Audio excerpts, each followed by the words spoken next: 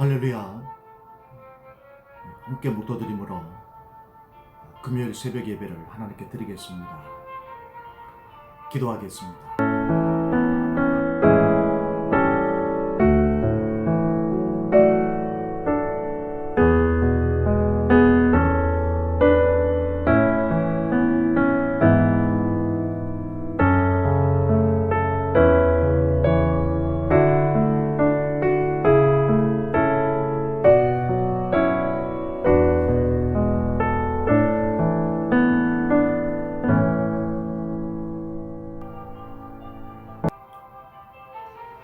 누구든지 나를 따라오려거든 자기를 부인하고 자기 십자가를 지고 나를 따를 것이니라. 누구든지 자기 목숨을 구원하고자 하면 잃을 것이요, 누구든지 나와 복음을 위하여 자기 목숨을 잃으면 구원하리라. 사람이 만일 온 천하를 얻고도 자기 목숨을 잃으면 무엇이 유익하리? 사람이 무엇을 주고 자기 목숨과 바꾸겠느냐? 누구든지 이 음란하고 죄 많은 세대에서 나와 내 말을 부끄러워하면 인자도 아버지의 영광으로 거룩한 천사들과 함께 올 때에 그 사람을 부끄러워하리라. 아멘. 거룩하신 하나님, 감사합니다. 우리를 죄 가운데서 건져 구원하여 주시고 모든 저주와 질병과 가난과 또 우리가 짊어져야 될 모든 죄책에서 우리를 건져 구원하여 주셔서 자유와 평안과 건강과 복으로 우리에게 하나님의 자녀의 모든 특권과 그 상속을 허락하여 주신 것을 감사합니다. 이 악하고 음란한 세대에서 우리를 구원해 주셨고 또 지금도 온갖 이 전염병과 또 악한 이 세대에서도 능히 우리를 구원하여 주심을 믿습니다. 오늘 하루의 첫 시간을 주 앞에 드려오니 주님 영광 받아 주옵소서. 예수님 이름으로 기도하옵나이다. 아멘.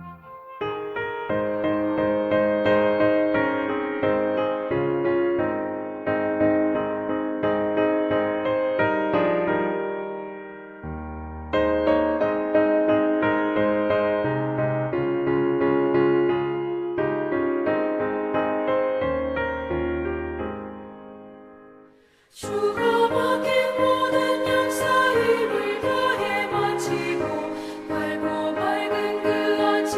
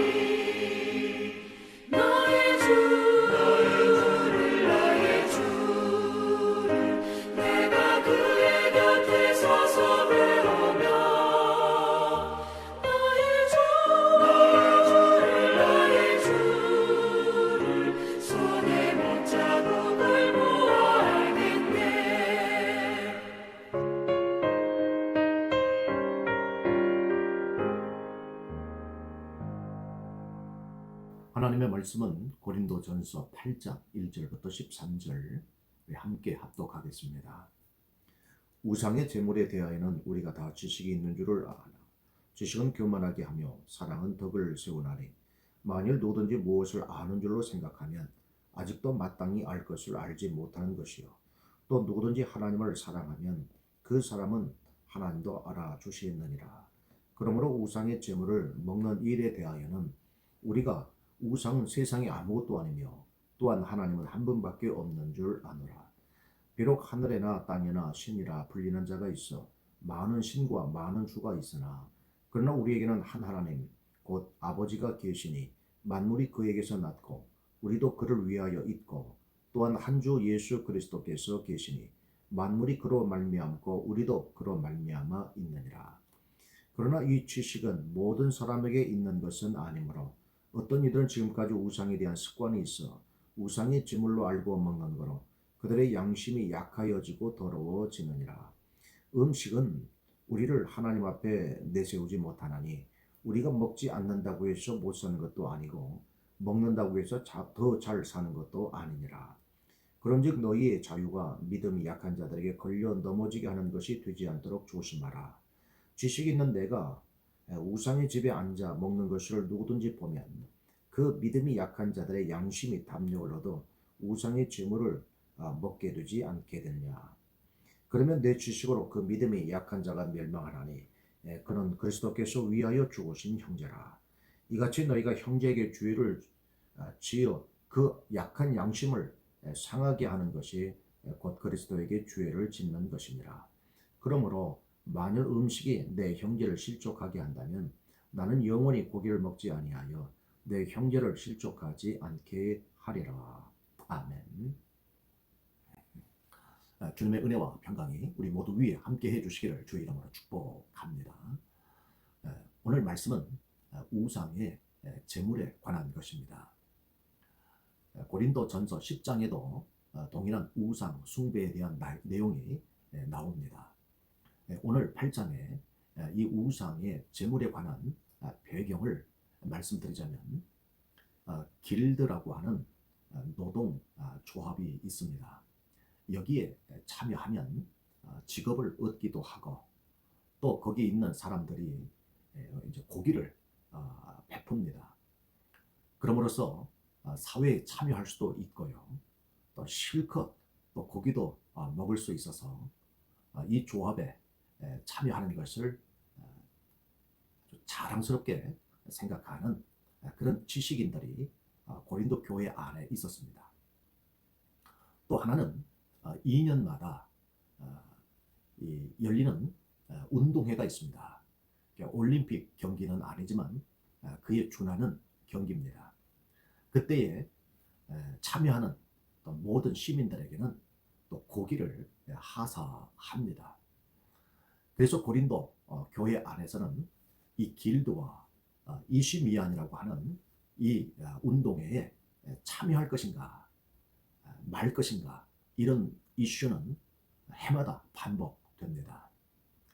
사회 참여라고 하는 차원에서 그래서 소외되지 않는다고 하는 그런 부분에서는 참여를 하지만 참여할 때 거기에서는 항상 여기 나오는 우상의 제물을 먹게 되는 일이 반복이 되니까 어떤 이는 참여하자 또 어떤 이는 안 된다 이런 두 가지 내분이 있게 된 겁니다.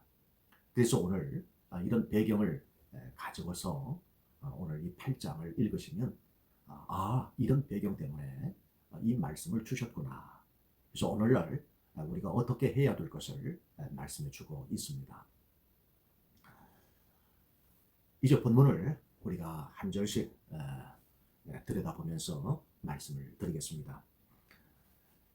우상의 제물입니다. 오늘 주제죠. 우상의 제물에 지식이 있는 사람들이 꽤 있었습니다. 근데 이러한 지식은 좀 자기를 좀 부풀리는, 좀 자랑하는 그런 지식입니다. 그러다 보니 남을 좀 무시하는 그런 지식인들이 있었고 이들을 강한 자라고 표현을 했습니다. 이런 강한 자들은 지식이 있어서 약한 자들을 좀 무시하는 그런 경향이 있었던 것이죠. 바울 사도는 교회를 세움에 있어서 지식이냐 아니면 사랑이냐 이 명제를 던집니다. 그래서 1절 보면 지식은 교만하게 한다. 사랑은 덕을 세운다. 이렇게 아주 명확하게 답을 합니다. 그러니까 교회를 세우는 것은 지식이 아니라 사랑이다. 그래서 가장 좋은 이상적인 것은 지식이 있는 사랑입니다. 이게 가장 이상적인 교회의 모습이고 이것 때문에 세워지는 것이죠. 그러나 지식만 가지고는 교회를 세울 수 없다는 거예요. 사랑은 교회를 세울 수 있다는 겁니다. 가장 좋은 건요, 지식 있는 사랑. 이게 교회를 세우는 것이죠. 2절 말씀을 보면 누구든지 무엇을 좀 안다, 좀 아는 줄로 생각하는 사람이 있거든 그 사람은 알지 못하는 자다. 그 얘기입니다. 전문가도 자기 분야에 다 아는 것처럼 우리가 생각하지만 어떤 전문가는 극히 일부분만 제가 알지 다른 부분은 잘 모릅니다. 이 겸손한 사람이죠. 여기서 누가 무엇을 아는 줄로 생각하면 이 안다고 하는 것은 알미죠. 이 알은 지식입니다.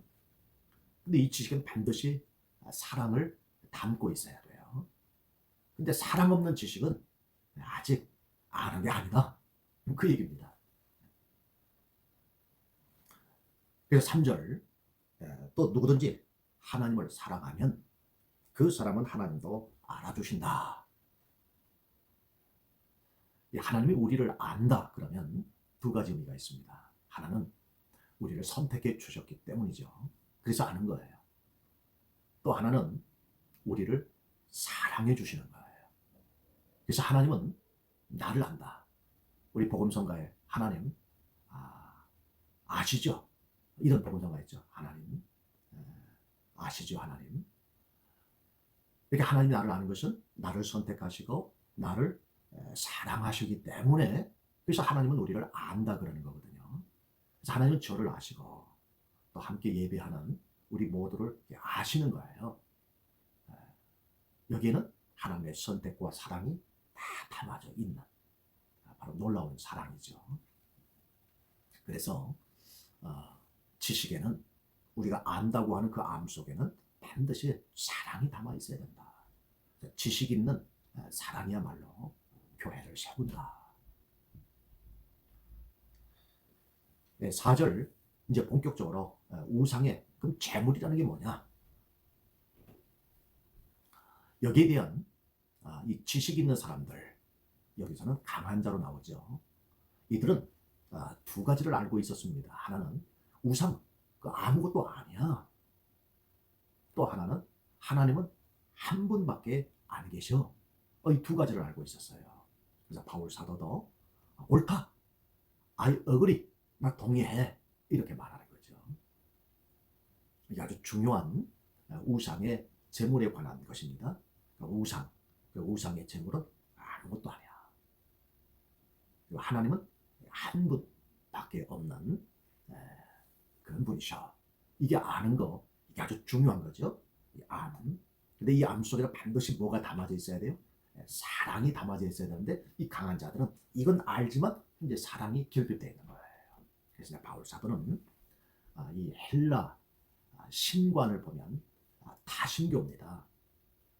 그래서 5절 보니까 비록 하늘에나 땅에나 신이라 불리는 자가 있어 많은 신과 많은 주가 있으나 다신론이죠. 그리스 헬라 그러면 벌써 신이 떠오르는 있죠. 제우스라든지 그렇죠. 또 우리가 포세이돈, 큐피드 얼마나 많은 신들이 있습니까? 근데 바울 사도는 이런 모든 우상들, 이것은 아무것도 아니라는 거예요. 그리고는 이위일체론을 이야기를 합니다. 우리가 보통 삼위일체 그러죠. 고린도 교회를 향해서는 이위일체론을 이야기를 합니다. 6절 우리에게는 한 하나님 곧 아버지가 계신다. 만물이 그에게서 났다. 이렇게 이야기하고요. 또 그 다음에 보면 또한 한 주 예수 그리스도께서 계시니 만물이 그로 말미암고 있다. 그랬습니다. 한 하나님 곧 우리 아버지죠.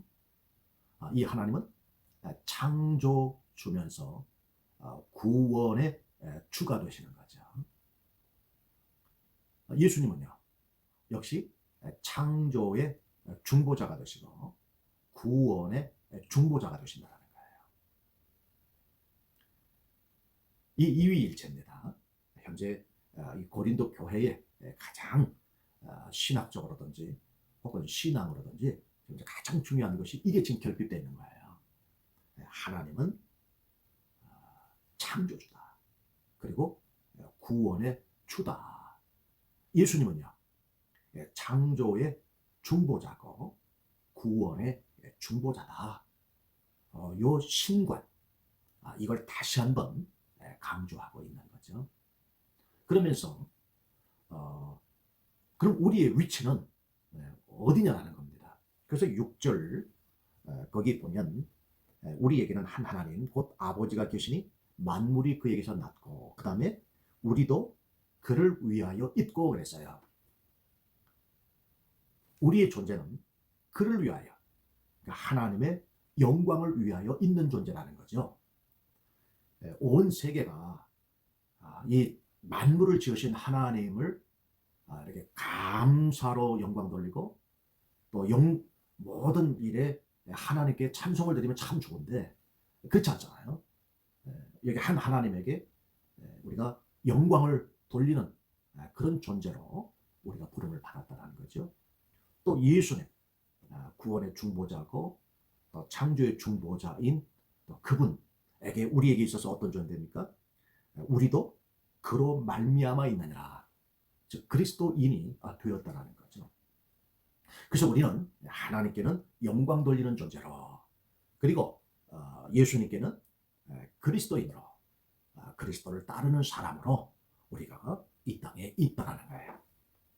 그래서 7절 말씀을 보면 이 지식을 지금 이 이위일체론을 아는 사람이 많지 않다라는 거죠. 그래서 이 고린도전서 8장에서 가장 중요한 부분은 6절입니다. 이 지식, 이 진리를 반드시 알아야 되는 거예요. 다시 한번 정리합니다. 하나님은 창조주고 구원주예요. 우리는요 하나님께 영광 돌리는 존재로 부름을 받은 거예요. 예수님은요 구원의 중보자고 창조의 중보자세. 우리는요 그분을 따르는 그리스도인으로 부름을 받은 거예요. 그러니까 우리에게 있어서 신은 하나님이고 그리고 예수님이라고 하는 바로 이 신관이 우리에게 있어야 되는 거죠. 자, 이런 신관을 갖고 있다 보면 오늘 우상의 재물도 다 해결할 수가 있다는 겁니다.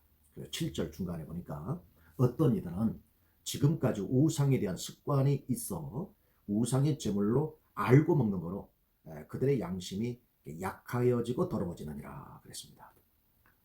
예수 믿은 지 얼마 안 된 그런 사람들이 교회 안에 있는 거죠. 세상에 있을 때 우상에게 이제 절하고 또 재물을 드린 거예요. 그때 우상은 여기 지식 있는 좀 강한 자처럼 그 아무것도 아니야. 그건 목석이야.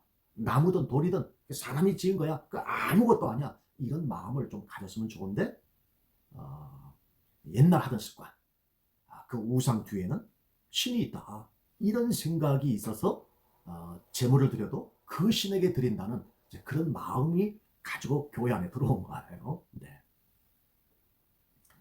그래서 고기를 먹어도 이거 우상의 재물인데 이렇게 알고 먹은 거예요. 그러면 그리스도인은 이제 갈등이 생기는 거죠. 갈등이 생기는 거예요. 벌써 이제 이거 우상의 제물인데 하면서 이제 근심되고, 또 먹고 나면은 이거 귀신에게 드린 건데 하면서 또 죄책감이 생기는 거예요. 그래서 약하여지고 더러워지는 거죠. 자, 8절 말씀을 보면 음식이라는 게 뭐냐? 결국 먹는 사람이 있고 먹지 않는 사람도 있겠죠. 그래서 음식은 우리를 하나님 앞에 내세우지 못하나니 그랬습니다. 앞으로 있을 심판 때에 하나님은 이 먹는 것 가지고 심판하지 않는다는 거예요. 먹었다고 해서 너 죄졌다, 안 먹었다고 해서 칭찬하시는 그런 하나님은 아니라는 거예요. 그래서 음식은 우리를 하나님 앞에 내세우지 못한다. 심판의 기준이 안 된다는 거예요. 그래서 먹었다, 안 먹었다, 죄졌다, 칭찬받는다, 전혀 이런 거하고 상관없는 거예요. 그래서 우리가 먹지 않는다고 해서 더 못 사는 것도 아니고 먹는다고 해서 더 잘 사는 것도 아니니라, 이런 말씀이죠. 먹어도 그만, 안 먹어도 그만, 그런 말이죠. 근데 문제는 지식 있는 이 강한 자들은 계속 먹어라 그런 거예요. 왜? 이 길드라고 하는 노동조합, 또 이심미안이라고 하는 운동경기, 이건 사회 참여하죠. 그러면 소외당하지 않고 또 고기도 먹고, 그래서 마음 가운데는 우상은 아무것도 아니야, 오직 하나님 한 분밖에 안 계셔, 마음 먹고 마음대로 먹어, 이렇게 이야기를 하는 지식인들, 강한 자들이죠. 자, 이런 분위기예요 지금 고린도 교회가. 그래서 자꾸 먹으라고, 참여하라고 이야기합니다.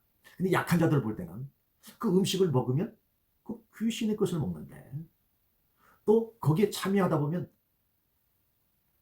그 반드시 그 길드라고 하는 이 조합에는 또 수호신이 있거든요. 또 그 수호신에게 제사하고 음식. 우리 어떤 건물을 짓는 건축가들 보면 건물 짓기 전에 반드시 뭐 하죠? 한상 차리죠. 돼지머리 하나 넣고, 그리고 무사기원을 하는 절을 올린단 말이죠. 그런 것처럼 옛날에도 이런 노동조합에 어떤 노동을 함에 있어서 자기를 지켜주는 수호신이 있기 때문에 먼저 제사하고 나면 그 음식을 먹고, 그럼 거기 함께 참여하는 거죠. 그러니까 사회 구성원이 되어가는 거죠. 이런 일들이에요. 우리 얘기를 하면 고사지내는 거예요. 그래서 거기 이것 때문에 좀 양심이 좀 근심하고, 그리고 죄책감에 시달리는 삶입니다. 그래서 자꾸 우리 참여하자. 여기에 대해서 바울은 뭐라고 해요? 음식은 먹어도 그만, 안 먹어도 그만. 그래서 자꾸 음식을 먹으라고 강요하지 마라 라는 겁니다. 지식은, 알면 반드시 뭘 담고 있어야 돼요? 사랑을 담고 있어야 되는데, 그 음식을 먹으면서도 그 양심에 근심하고 죄책감을 갖는 그들에게 자꾸 강요하지 말라는 거예요. 또 그걸 먹으면서도 근심하는 그들을 보고 무시하지 마. 지금 바울 사도는 그렇게 당부의 말씀을 하고 있는 거죠. 10절 말씀, 지식 있는 내가 우상의 집에 앉아 먹는 것을 누구든지 보면 그 믿음이 약한 자들의 양심에 담력을 얻어 우상의 제물을 먹게 되지 않겠느냐. 약한 자들도 따라하는 거죠. 그러면 내 지식으로 그 믿음이 약한 자가 멸망하나니 그는 그리스도께서 위하여 죽으신 형제라. 결국 강한 자 지식을 따라가지 못하기 때문에 약한 자는 실족하게 되는 거죠. 그래서 걸려 넘어진다는 것, 이 말씀이 참 중요합니다. 9절에도 나와 있죠. 그런즉 너희의 자유가 믿음이 약한 자들에게 걸려 넘어지게 하는 것, 이거 되지 않도록 조심하라 그랬어요. 걸려 넘어지도록. 역시 11절에도 내 지식으로 그 믿음이 약한 자가 멸망하나니 그는 그리스도께서 위하여 죽으신 형제라. 이 먹는 것 때문에 걸려 넘어져서 멸망하지 않도록 조심하라는 거예요. 바울의 아주 강한 그 권면은 이 약한 형제도 그리스도께서 위하여 죽으셨다라는 겁니다. 예수님은 이 지식인들이 볼 때 굳세지 못한 바로 이 연약한 자를 위해서도 죽으셨다는 거죠. 이같이 너희가 형제에게 죄를 지어 그 약한 양심을 상하게 하는가. 자꾸 양심을 막 때리는 거예요. 근심하게 하는 거예요.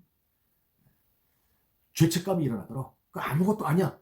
자꾸 먹게 하는 거예요. 그래서 바울 사도는 그 하나님의 심판대 앞에는 그 먹고 안 먹고 이거 중요한 게 아니기 때문에 결국 음식을 먹으라고 강요하지 말고 그 마음에 죄책감을 있는 사람에게 자꾸 강요함으로써 실족시키고 멸망시키도록 하지 말라는 거죠. 오히려 가지고 있는 지식에 뭘 담아요? 사랑을 담으라는 거예요. 그러면 교회가 세워지는 거죠. 그래서 바울 사도는 마지막으로 자신의 간증을 이야기합니다. 13절. 그러므로 만일 음식이 내 형제를 실족하게 한다면 나는 영원히 고기를 먹지 아니하며 내 형제를 실족하지 않게 하리라. 반드시 교회 안에는 연약한 자가 있죠. 근데 그렇게 갈등하는 사람에게 나는 아무것도 아니야. 뭐 이까짓것 하면서 이렇게 하는 거예요. 근데 그 사람 입장에 볼 때는 이 우상의 제물은 귀신 붙은 것인데 이 귀신이 붙은 걸 먹으면 큰일 나는 거 아니야? 이렇게 떠는 거예요. 그래서 오늘 8장에서는 우상은 아무것도 아니다. 하나님은 한 분밖에 없다. 그러면서 하나님은 어떤 하나님이에요? 창조주 하나님, 구원주 하나님, 그리고 창조의 중보자, 구원의 중보자 예수님. 우리는 이 두 분을 영광을 위하여 사는 존재고 우리는 따라가는 그리스도입니다. 이 지식을 알면 되는데, 깨달으면 되는데 아직 이 지식까지 잘하지 못한 연약한 자들이 있다면 우리가 알고 있는 이 지식으로 이들을 무시하지 말고 이 지식에 사랑을 더해서 이들의 지식이 자라도록 세워주라는 거예요. 결론적으로 말씀을 드리면 이 모든 가르침은 바울은 예수님의 말씀을 그대로 적용을 합니다. 바울은 철저하게 예수님의 모방자였거든요. 예수님을 본받은 사람이에요. 모방자라는 말이 다소 거슬릴 수 있겠지만 바울은 정말 모방자예요. 예수님이 하신 말씀에 어린 소자 하나라도 실족하게 하거든. 이 실족이라는 말이 오늘 본문에 나오는 걸려 넘어지게 하는 거거든요. 이게 같은 헬라어예요. 그러면 그 목에 연자 맷돌 위쪽이 훨씬 무겁잖아요. 그 목에 걸고 바다에 빠져 죽는 것이 훨씬 낫다. 이 예수님의 말씀을 그대로 지금 우상의 제물 때문에 마음고생하는 그래서 실족하게 하는 바로 그러한 강한 자, 지식이 있는 사람, 먼저 깨달은 사람이 있다면 이 사람을 실족해 한다면, 걸려 넘어지게 한다면 너희 목에 연자 맷돌을 메고 빠져 죽어라 바다에. 그런 말씀이죠. 그대로 예수님의 가르침대로 지금 방향 제시를 하고 있는 거예요. 나는 감당할 수 있는 지식과 또 감당할 수 있는 이 마음의 담력이 있지만 아직 거기까지 이르지 못한 연약한 자들이 있습니다. 그러면 그분들의 지식이 자라도록 반드시 내가 알고 있는 지식에 뭘 담아야 돼요? 사랑을 담으셔야 돼요. 사랑을 담으셔야 돼요. 사랑으로만이 교회를 세울 수가 있습니다. 이런 교회 되기를 소망하고요. 또 우리가 함께 세워가는 우리 교회가 이런 교회이기를 정말 주님의 이름으로 축복합니다. 기도하겠습니다. 좋으신 하나님 감사합니다. 지식 있는 사랑으로 주의 몸된 교회를 세워가게 하옵소서. 아직 지식에 이르지 못한 연약한 주의 자녀들을 더욱 성장하는데 사랑으로 베풀어 주의 몸을 세워가게 하옵소서. 자고 일어나면 늘어나고 있는 이 코비나 주님 점점점 다가와지는 이 현실 속에 오직 하나님이 동서남북 불성곽 삼아 주셔서 막아주시고 또한 치료해 주시고 그래서 이 환난 가운데서도 구원받는 주의 백성 되게 하여 주옵소서. 예수님 이름으로 기도하옵나이다. 아멘.